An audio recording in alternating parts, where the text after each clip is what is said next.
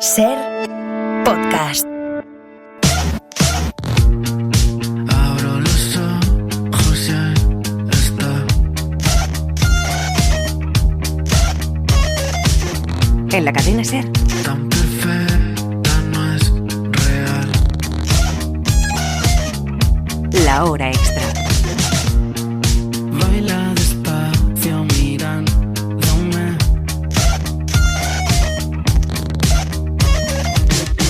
Pero algo no encaja, algo no va bien. Con Pepa Blanes. Si me acerco ya desaparece. Están en las ciudades, se paran en la puerta de los restaurantes, de las tiendas de comida y esperan. Miran el móvil, actualizan las aplicaciones y se ponen en marcha. Los riders han cambiado el paisaje urbano. Subidos a la bicicleta, llevan los pedidos de un lado a otro. Trabajan de noche, sin descanso, llueva o haga 40 grados. Ya no nos sorprenden, ya ni siquiera les miramos. Hola, soy Ubaldo Giralde. Tengo 40 años, estoy casado y soy repartidor de comida a domicilio. Es que me he quedado pegado. No te puedes mover. Se va. Y me está tragando la tierra. Lo contaba hace años en un capítulo de la serie antológica Historias para no dormir la directora Paula Ortiz. Por supuesto, lo ha contado Ken Loach, que también se fijó en la falta de derechos laborales y humanos que sufren estos trabajadores, muchos migrantes que no tienen otra opción. Es el caso de la historia de Suleiman, la película belga que salió con premio de Cannes y que llegará a los cines este próximo año. Frérot, je t'ai donné le compte pour que tu travailles. Ça sonne pas Il faut assez. travailler, frérot. On n'est pas venu en Europe pour jouer. El cine y el teatro, el arte en definitiva, hacen que fijemos la mirada en algo que no queremos ver, como son los riders, trabajadores y trabajadoras que representan la autoexplotación y que centran la base de Los de ahí. Es la obra de teatro que escribe y dirige Claudio Tolcachir desde el 17 de enero en el María Guerrero. Con él empezamos la hora extra. Es el mismo sueño de siempre. Lo tengo clavado en el corazón. Dices que con los años eres más frágil. Sí. ¿Cómo pasa esto? Me siento más frágil, a ver, lo relaciono con la mirada del mundo. Yo creo que uno tiene cierta prepotencia en la juventud de romper muros, digamos, el hecho creo que de tener hijos o de ver el mundo, cierta reiteración de la violencia, eso me pone más frágil, me siento más frágil en relación a la vida, más que a la profesión. En la profesión tal vez uno tiene la fragilidad de que uno está entregando algo muy personal, sobre todo cuando uno escribe una obra, lo que está en escena, cada palabra, cada detalle es algo que salió de tu ser. La fragilidad tal vez de la que yo hablo en el texto de presentación es que me asusta un poco el mundo, me asusta la normalidad con la que tomamos situaciones que no deberían ser normales, que por otro lado entiendo que tenemos que naturalizarlas para vivir, para seguir adelante, ir a trabajar, reírnos, no sé, celebrar la Navidad. Pero estamos rodeados de un dolor y de una violencia que para mí es difícil de gestionar y pienso que está bien que sea difícil, que no nos tenemos que olvidar. Y creo que el teatro tiene una función en eso, de recordarnos una escala humana, de empatizar con las historias de otros que están viviendo sus vidas, de esa fragilidad creo que hablo. Y es la fragilidad también de estos personajes que son riders, que son personas que copan el espacio urbano desde hace unos años, que están ahí, que son parte ya de lo que vemos, pero es cierto que nos hemos acostumbrado a que estén sin preguntarnos cuáles son... Bueno, cuál es su situación vital, cuáles son sus derechos laborales, cuál es todo, ¿no?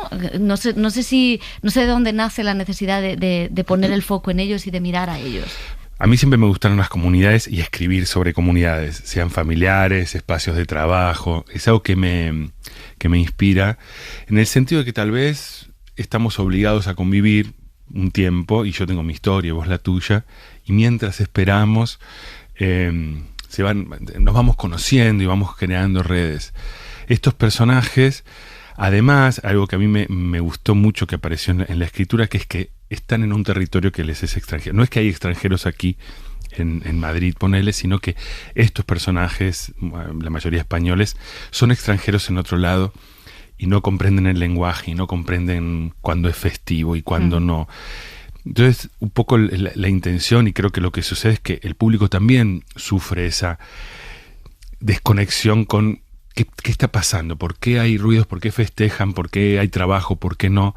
Esto que te pasa a veces viajando, de no entender que está todo bien, está todo, qué están diciendo, y acompañar las vivencias como espectador de estos personajes. Pero sin duda, me parece interesante porque los riders son parte de nuestra vida. Todos somos de alguna manera parte y cómplices de ese sistema. Y decimos, bueno, pero yo tengo que pedir, ¿no? Uno dice, bueno, creo que a veces uno tiene el límite de decir si está lloviendo, no, pero me pareció interesante que está muy cerca y lo vemos y no lo vemos. Y esta obra de alguna manera se va acercando a la vida de ellos y uno los conoce y conoce sus nombres, sus historias. Y yo creo que hay un valor en eso, de poder recordar, hacernos acordar que esa persona que está pasando en bicicleta o que te trae el pedido tiene una vida y es una vida tan importante como la tuya, ¿no? Ese es el poder un poco de la ficción, porque claro, los medios de comunicación, aquí nuestros compañeros de economía han contado 1000 veces pues la legislación laboral, sí, lo que se puede hacer, lo que no, pero realmente cuando la ficción le pone rostro, cuando la ficción pone pues las emociones, los sentimientos, las historias personales, nombra a cada una de esas personas, como hace tu obra, no sé si eso da un paso más en los ciudadanos, en el compromiso o en el entender al otro. Yo espero que sí. Yo creo que el teatro es un gran movilizador. Yo nunca pienso en enseñar, nunca me pongo en un lugar de bajar línea o de dar un discurso. Yo creo que el teatro son experiencias, o por lo menos el teatro que a mí me sale, porque me gustan muchos más teatros, pero el que me sale a mí es de vivencias. Uno está y los conoce y respira con ellos y siente su desorientación cuando no saben lo que está pasando, o esa espera de que la máquina les entregue un paquete para ir a una dirección. Porque al mismo tiempo pienso que, por supuesto, es una historia de riders, pero también nosotros estamos así, ¿no? Con respecto a un mundo que es más complejo de lo que también tenemos una máquina que nos dice qué hacer. Exacto, sí. Para mí lo interesante es eso, no decir, esto les pasa a ellos porque son inmigrantes o porque son riders, sino que yo también me siento que hay, como decís vos, máquinas que deciden por mí y no las entiendo bien, que hay muchas cosas del mundo que me pierdo porque no entiendo el ritmo o el lenguaje, que también nosotros vamos armando tejidos sociales con gente porque necesitamos conectarnos cuando estás lejos de tu patria o porque, por la razón que sea, porque estás en una sala de espera un rato. Yo creo que lo interesante de lo que puede tener el teatro simbólico o absurdo, como puede ser Beckett o Chekhov, autores que a mí me inspiran, es que más allá de esa historia real, nosotros somos partes también de ese mundo, ¿no? Donde hay muchas cosas que no manejás. Pero en este caso también me gustaba porque es la Sala María Guerrero y tiene toda esa historia y esa belleza, tener un elenco muy joven que llega en bicicleta y los choques y los caños y las ruedas arreglándolas. Me gustaba poner mucha vitalidad, mucho humor, porque tiene mucho humor la obra y tiene una línea de absurdo que a mí me gusta mucho. Esa vitalidad, ese ruido, ese sonido en el escenario también me gustaba. ¿Y cómo ha sido el acercamiento a estos personajes, el encontrar las características que tenían que tener? ¿Cómo te has documentado? ¿Has hablado con algunos de los riders? ¿Has observado y has bicheado mucho por las calles de Madrid? Sí, siempre. Creo que parte de nuestro trabajo es observar. Yo siempre que escribo intento tener al elenco antes que la obra. Y entonces he escrito para ellos y me he inspirado mucho en sus cuerpos, sus voces. Son actores que los 5 actores que hacen la obra son maravillosos. Se subieron a un barco que no tenía destino, digamos, se subieron a una obra que no estaba escrita todavía. Pero bueno, por otro lado yo la estaba escribiendo para ellos. Y después, por supuesto, he observado, he leído, he charlado, pero hay una parte que tiene que ver con la imaginación, de imaginarse ese mundo, ¿no? De ponerse en ese lugar, ver qué historias podían tener, porque en definitiva, más allá de que son riders y que están en este lugar, lo que le pasa a cada uno está atravesado en lo personal por todas las situaciones vitales que a mí me conmueven, ¿no? Yo tengo una edad en la que soy padre y soy hijo, y entonces hablar de la pérdida, hablar de la responsabilidad de la paternidad, de cómo te estalla el mundo, del amor infinito que también te produce, del miedo profundo que puedo tener a perder la amistad, a perder un amigo. También hay algo que me parece muy interesante que está en la obra y a mí me conmueve, que es cómo continúa el amor, ¿no? No el nacimiento del amor, sino cómo continúa el amor, esos pactos que se vuelven a firmar ante la enfermedad o ante la dificultad y seguir eligiendo el amor, volver a elegirse. O sea, que la obra, más allá de la historia de los Riders, está atravesada de sus pequeñas historias que uno va conociendo, como si uno detuviera el coche y se quedara un rato mirando y empieza a descubrir el amor, la paternidad, lo que traen, quiénes son cada uno, sus deseos, ¿no? Su deseo de progresar, de sobrevivir. Oye, hablábamos al principio de ese momento vital, de esa fragilidad, de esa necesidad de escribir y de repensar cosas que no entendemos del mundo, que pasan en el mundo y no entendemos.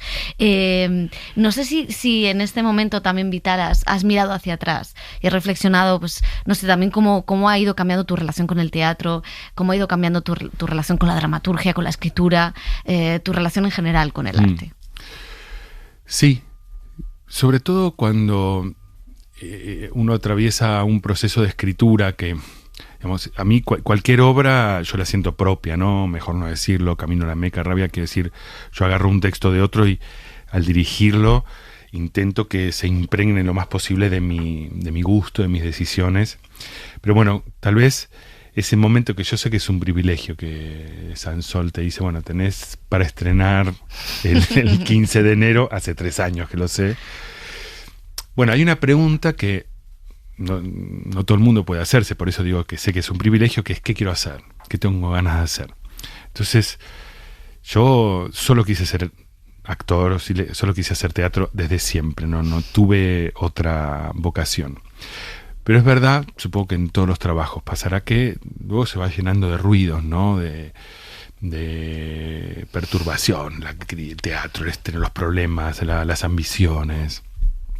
Pero yo por lo menos sé que no puedo trabajar si estoy contaminado por esos ruidos y necesito como descender a un fondo de qué quiero hablar, sin preocuparme si ya se hizo, si no se hizo, si es vendible, si es festivalero, si es comercial.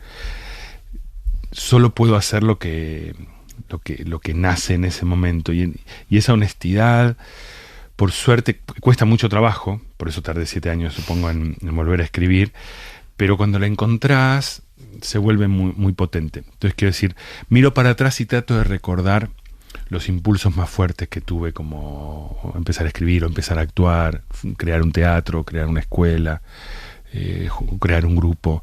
Siempre nacieron de una profunda necesidad, muy pura, como sin especulación. Y cuando vuelvo a conectar, digo, esta es una obra, digo, honestamente, no tiene especulación más que decir, esto es lo que quiero hacer. Este mundo quiero ver, quiero estos actores, quiero hablar de este tema, quiero este humor y este patetismo y esta dinámica.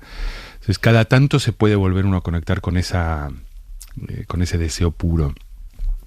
Después, el teatro es un lugar sano, quiero decir, uno puede elegir con qué cosas se engancha. Yo no dejo de conmoverme por los actores que me encantan y el miedo que tienen, las ganas de trabajar. Digo, al mismo tiempo estoy trabajando, como te decía, con 2 actores que pisan el escenario por primera vez y con Lola Herrera junto. Y todo es conmovedor porque ves a los chicos que salían del estreno. Ellos no tienen ese nervio porque están antes, o sea, no tienen esa contaminación. Salían y saltaban atrás de la excitación que les daba el chute de energía del público. Y después ves a Lola conmovida porque encontramos un texto que le dan ganas y que quiere ya estar ensayando y ya estar estudiando porque no quiere detenerse. Bueno, son 2 puntas que a mí no dejan de conmoverme. Y Juan Gómez Cornejo, que es el iluminador con el que yo quiero vivir, lo veía ayer en el teatro mirando para un texto que yo escribí, prestando su arte, o Sandra Vicente en el sonido, el diseño del sonido. No sé, me conmueve porque en definitiva también, por ejemplo, ensayando esta obra en el Centro Dramático, que van pasando de pronto utileros, es mucha gente. Y era muy lindo porque todos miraban y disfrutaban de la obra y disfrutaban de los actores, se reían, aportaban cosas. Creo que yo elegí el teatro porque intuí que me podía salvar la vida. Yo era muy tímido y me costaba mucho el mundo en general. Y adentro del teatro hay ciertas reglas que para mí son muy bellas, en el que todos somos importantes, todos somos diferentes. Es verdad que hay ciertas cosas externas, ¿no? Uno dice, bueno, alguien se sienta y dice, bueno, esta obra es buena, ¿no? Todo eso es otra parte del teatro que por ahí es menos compartida, menos grupal. A mí lo que me fascina del teatro es que es grupal y que tiene que ver con aprovechar lo mejor que vos tenés, corregir lo que todavía puede mejorar, descubrir cosas juntos. Es todo lo contrario a este mundo aislado y separado que tanto nos asusta. El teatro nos necesita juntos, nos necesita sanos, y si estamos enfermitos nos puede acompañar, nos ayuda a crecer, nos conmueve, nos enfrenta a desafíos. El teatro adentro, digamos, por lo menos como yo lo vivo en las clases o en los ensayos, es un lugar donde como persona creces.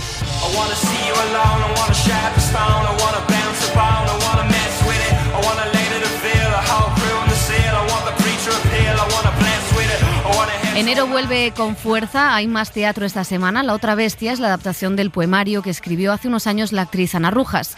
Ella misma lo adapta en una mirada al amor y a la búsqueda de una misma. Un texto poderoso y doloroso, que también es poético, sobre las reflexiones de una mujer contemporánea que intenta sobrevivir a su herida. Es una obra existencial en constante búsqueda del sentido de la vida. All in good time, I gave it my best. Esta pieza también surge porque yo le mando el libro a Luis Luque, también ellos estuvieron en mi presentación, ya que nos conocemos hace mucho y también teníamos ganas de trabajar juntos, y fue Luis también que llamó y dijo, esto hay que llevarlo al teatro, y las personas encargadas son Pedro y José, y me pareció pues increíble, una mezcla muy buena, y me conocen de hace mucho, y bueno, y así surgió un poco todo este proyecto.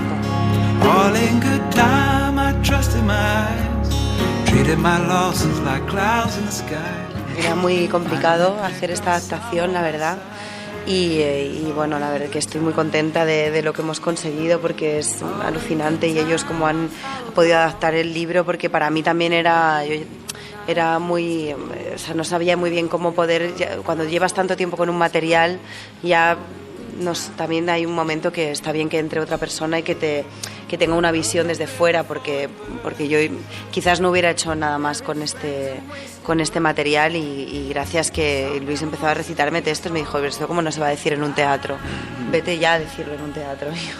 Y bueno, es muy emocionante ver que lo decimos en el teatro, ¿no? All in good time, my angel came back, paid us some money, but that didn't last. We wouldn't cry, but we couldn't laugh. Bueno, es una historia existencialista, de una búsqueda de llenarse de una persona que está vacía, y de intentar encontrar la esencia y quién es, y es una búsqueda hacia una misma. Es un poco el resumen. Totalmente. Y también ha sido un proceso en el que en los ensayos nos íbamos dando cuenta también de hacia dónde caminaba esta pieza. También el libro tiene que ver con esto, encontrar una voz propia, y el personaje principal busca tener una voz propia. Y también teníamos claro, esto sí que es algo que decimos desde el principio, que yo quería hacer algo más de época, no quería que fuera actual, no quería que usáramos un lenguaje actual, ni coloquial, ni nada convencional, ¿sabes? Entonces esto sí que está muy conseguido. Es poético, yo creo que es un viaje hacia algo que bueno, no es muy, o sea, que son escenas entre cotidianas y poéticas, toda la pieza, y es caminar entre tres personajes que no están un poco en un limbo entre una ficción y una realidad, ¿no? También, yo creo.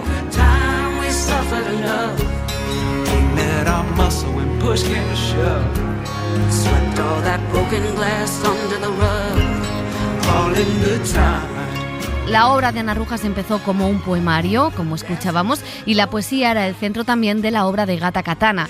Ella era rapera, politóloga, activista y poeta. Fue una de las primeras mujeres en abrirse un hueco en España en el cambio que dio la música urbana en la industria en 2016. Su madre, Ana María Llorente, nos habla de lo que supuso la pérdida de esta joven que falleció a los 25 años, dejando a toda una legión de fans. Y lo hace ahora que se acaba de publicar poesía completa, textos inéditos del artista que su familia encontró en un cajón. Un reportaje de Elisa Muñoz. Ella era una chica muy curiosa, tenía muchas ganas de aprender, tenía muchas ganas de vivir, era muy disfrutona. Ella iba por la calle, iba admirando todos los edificios que veía a su paso. Era muy fácil de tratar, aunque tenía mucho genio, pero era muy fácil de tratar. Da igual que fuese algo de sociología, de geografía, de política, de historia, de arte, de ciencia, creo que era una persona con la que podías conversar sobre cualquier tema, que era ese tipo de personas que te enseñan con el ejemplo, sin levantar la voz. Curiosa, observadora, inquieta, la madre de Gata Katana y Juancho Marqués coinciden al recordarla. Ana, que así se llamaba ella, estaba siempre leyendo y escribiendo. Sus palabras a veces se convertían en poemas. No aman de igual forma los ricos y los pobres. Los pobres aman con las manos. Los pobres aman en la carne y con gula, en las peores estampas, en condiciones famélicas y con todo en su... Otras veces esas palabras se convertían en canciones. Fue rapera en un momento en el que apenas había raperas. Contextualizándolo, creo que aún tiene mucho más valor lo que hizo, porque en la época en la que estábamos como más masculinizada, creo que las chicas que aparecían a veces tendían a imitar un poco casi las tonterías que hacíamos con nosotros, y ella apareció con una identidad, con una personalidad que no era común, ¿no?, para su tiempo, ni su forma de ser, ni su discurso, y eso como que nos voló la cabeza a todos. Ella decía que iba a dedicarse a la música hasta los 35 y que luego ya iba a ser escritora, pero Juancho Marqués duda de que se hubiese puesto límites. Su obra está llena de referencias a clásicos, de Helena de Troya, a Unamuno o a Agripina, versos y estrofas que siguen estando muy presentes. Hay gente que aún no sabe que no está. Hay gente que aún se pone en contacto a través de sus redes con nosotros para pedirnos colaboración. Hay gente que le ve en ella algo que le transmite y que son capaces de tatuársela en la piel, que yo creo que para hacer una cosa así tienes que admirar mucho a una persona. Gente que no la conoció y es capaz de hacer un mural inmenso en su honor. Yo qué sé, gente que en México, en la fiesta esta de los difuntos, le brindaban un altar. Es decir, que es casi como que se ha hecho de mucha gente. La carrera de Gata Katana despegaba justo cuando sufrió aquel shock anafiláctico que acabó con su vida. Estaba en un momento de que iba a explotar, o sea, iba a explotar porque ya lo veíamos. Yo había estado con ella en los 2 últimos conciertos en Madrid, que uno creo que fue en la Sala Siroco, y el último fue en la Sala Sol.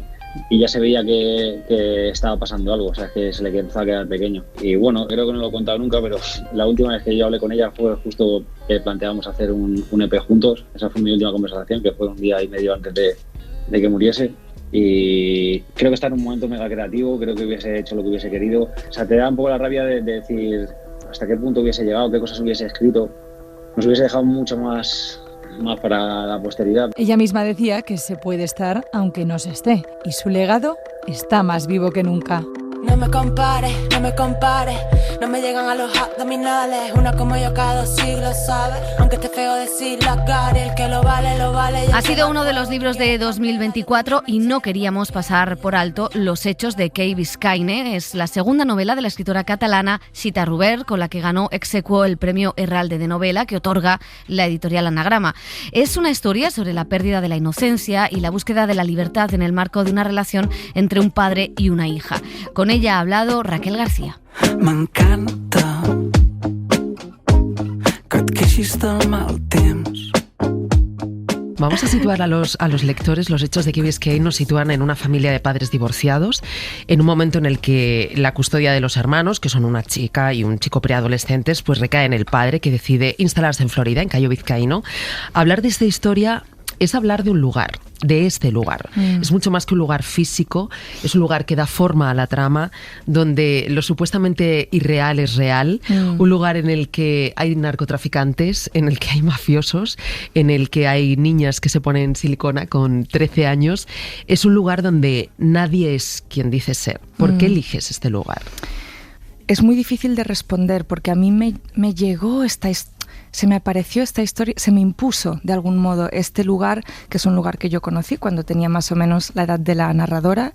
Tal vez se me quedaron una serie de sensaciones de tal extrañeza que con los años eso se va convirtiendo en material novelístico, que el trabajo de la novela consiste en ver qué hay detrás de sensaciones muy complejas y sensaciones muy extrañas e ir escarbando ahí. Por otro lado, a mí me intrigaba y me inquietaba y me divertía esta especie de contrastes, como dices, que hay en una isla que parece paradisíaca, que es como una de estas islas del Caribe a la que si tú vas pues son unos días de reposo y de descanso, y sin embargo ver qué puede haber detrás de esta fachada, digamos, de paraíso y de vacación. Es una reflexión la que haces sobre la relación que hay entre el individuo y la sociedad, en este caso, en este lugar, y muy interesante también la forma que tienes de reflejar, pues desde un racismo estructural, una xenofobia que culpa de todo lo malo al extranjero, sí, en esa isla irreal. Es un profesor universitario, ¿no? Y la propia familia, entonces, proviene de un medio, digamos, cultural, intelectual, llega a Miami también con sus prejuicios europeos o académicos de vamos a ver a qué personas horteras, digamos, nos encontramos en este lugar. Y sin embargo se van mezclando las vidas de todas las personas que viven allí.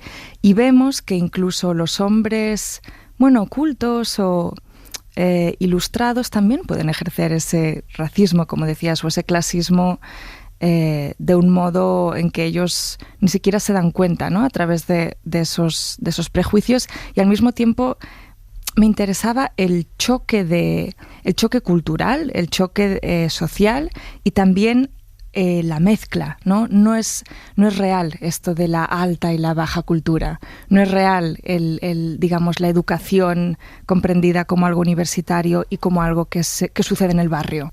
La protagonista es una niña de 13 años que va narrando todos esos meses que se encuentran allí, aquellos recuerdos que con el tiempo ella va descubriendo como más imaginados que reales, ¿no? Es un relato que se convierte en un intento como de llegar a la verdad. Yo al menos así he ido leyendo el libro. Vamos a ir llegando a algo. ¿Crees que hay forma de llegar a la verdad en algún momento? Son preguntas muy filosóficas las que me estás haciendo, pero creo que son las preguntas importantes. Creo que sí. Hay algunos escritores que te dirían, no, la literatura o la ficción no puede ofrecer una verdad, ¿no? Porque eso es lo que hacen los demagogos, los políticos, te dan una idea preconcebida y tú la superpones a la realidad. Yo creo que la ficción, o el modo en que yo la trabajo, también propone una verdad, pero de un modo muy oblicuo y muy indirecto. Y en el caso de las historias que a mí me gusta trabajar, un poco circular, es decir, a través de varias perspectivas. Por eso en esta novela hay la niña que narra, pero también hay su hermano que ve la realidad familiar y social de la isla de otro modo. Está el padre, a quien también te puedes creer.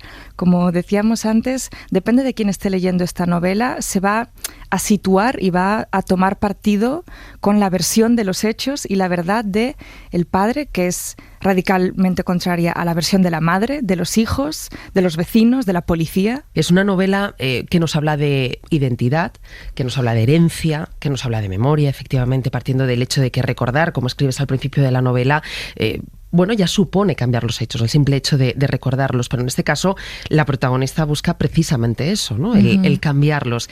No vamos a hacer spoiler, pero te he escuchado decir que un poco tu intención también es que el lector decida de qué va esta historia, porque puede ir de muchas cosas. Ahí está True Crime, o sea, podemos hablar de un montón de cosas en esta novela. Sí, mira, depende mucho de quién la esté leyendo. Hay a quien yo no voy a dar una respuesta a eso, porque para mí va de todas estas posibilidades, pero Marta Sanz, por ejemplo, que estaba en el jurado del premio, yo leí que ella dijo que le parecía una novela sobre la violencia vicaria, en un momento en que todavía no teníamos un nombre para ella, ¿no? Esta violencia que no es explícita y que no es física, pero que puede ejercer un progenitor cuando, entre comillas, utiliza a un hijo o a una hija y lo pone en contra del otro progenitor, en un contexto de un divorcio o de una separación, ¿no?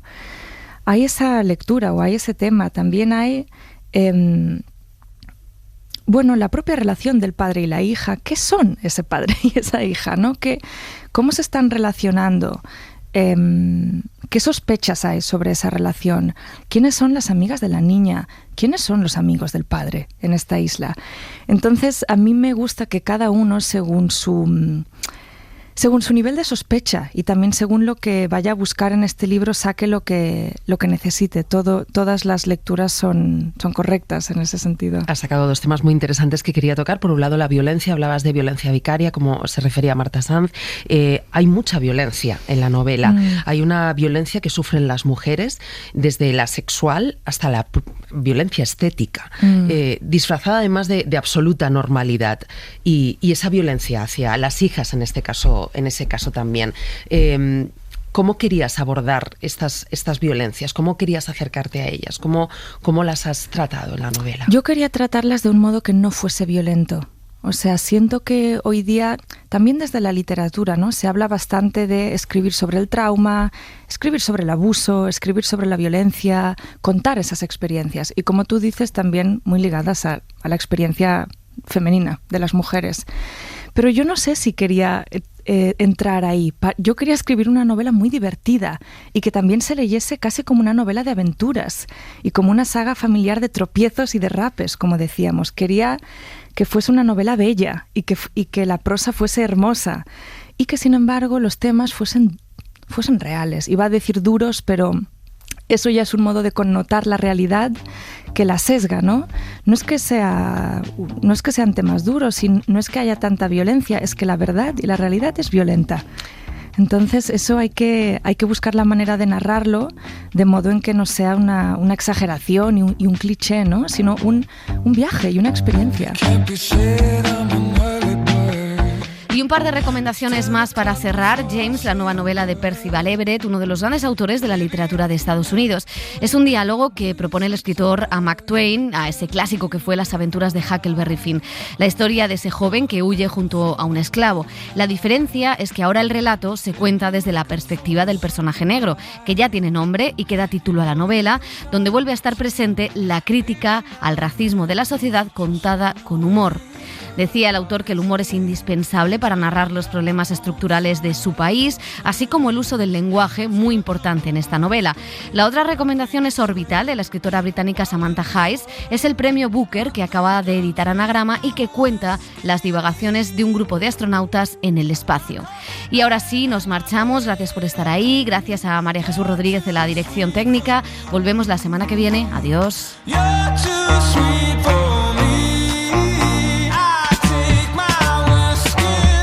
Para no perderte ningún episodio, síguenos en la aplicación o la web de la SER, Podium Podcast o tu plataforma de audio favorita.